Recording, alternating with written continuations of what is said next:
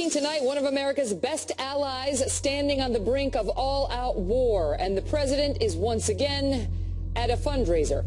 Welcome to the Kelly File, everyone. I'm Megyn Kelly. It is 4 a.m. in Tel Aviv, but no one is sleeping easy. We've now seen 24 hours of Hamas rocket attacks almost constantly raining down on Israel, our closest ally in the Middle East. We have been watching Israeli media sites all night as reports of new attacks on Israel flash literally every 5 to 10 minutes or faster. Israeli airstrikes have been hitting Gaza for hours in response. So far today, no casualties reported on the Israeli side. That is due in large part to its Iron Dome missile defense system, which is taking out those rockets one by one in dramatic scenes just like this one. Watch.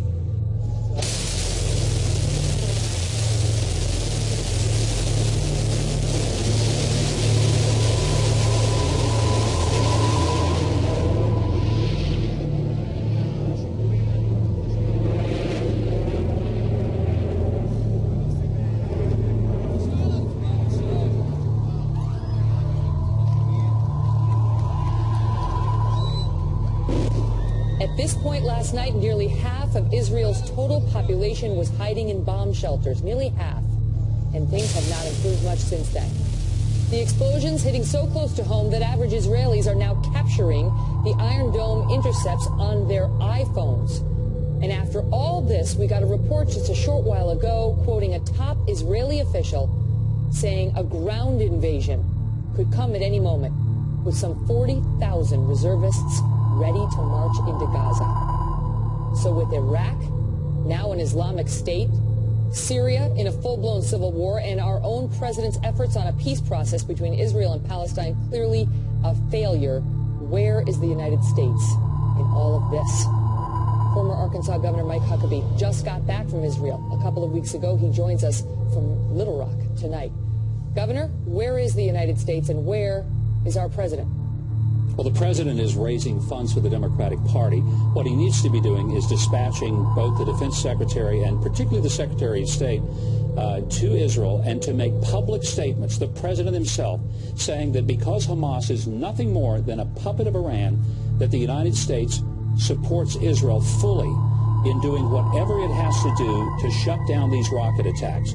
Megyn, I've been to Sderot and all over the southern part of Israel. I've stood and seen 4,200 Katyusha rockets piled up behind a police station. America would never tolerate what the Israelis have been asked not just to tolerate, but to accept and give land away for. It is absurd.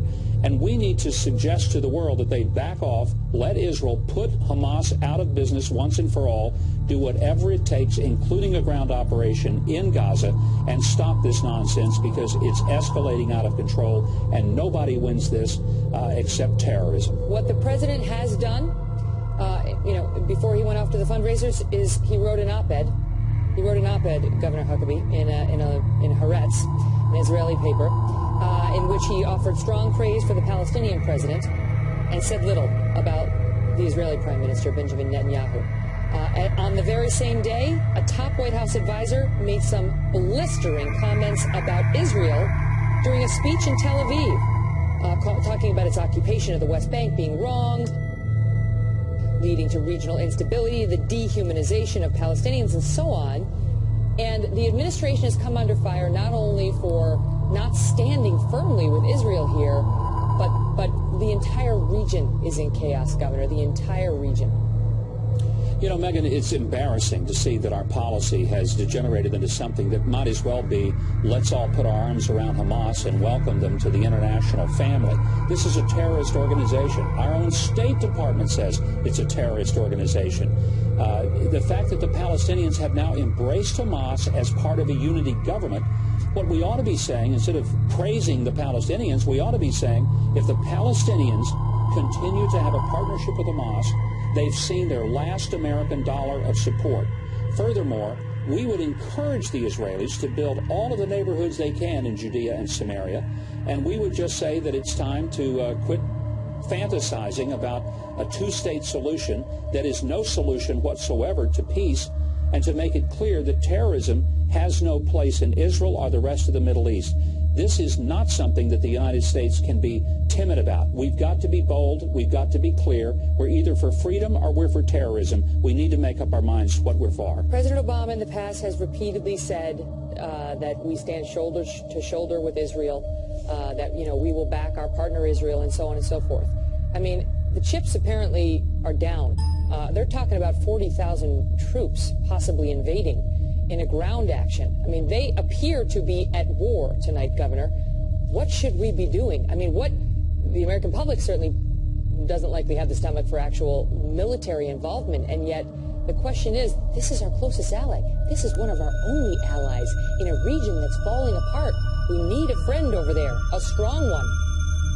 We need a friend, but I'll tell you, Israel needs a friend. They don't have any.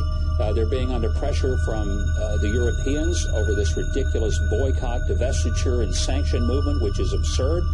What we need to be doing is having a president who will call every leader in NATO, every leader throughout the world and the superpowers, and say, be very clear, we're going to stand with Israel. You better not get involved, because we're involved. We're going to be with them, whatever it takes for them to be able to protect themselves. And Megan, a lot of people I don't think understand that Israel is not fighting for a little strip of real estate here. They're not fighting for additional rights of the Jordan River.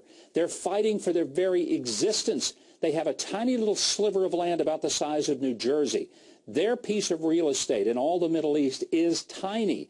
I've stood in places in the Golan Heights where just a few hundred meters to one side, you're looking into Syria, and a few hundred meters to the north, you're looking into Lebanon. They are surrounded by enemies. They're not surrounded by buffers. And that's why we have to be very clear that we will stand with them without equivocation. Yeah. We haven't done that, and it's time we do. Former Ambassador Dan Gillerman always says we live in a very dangerous neighborhood. Governor Mike Huckabee, yes. Thanks for being here. Thank you, Megan. Great to be with you.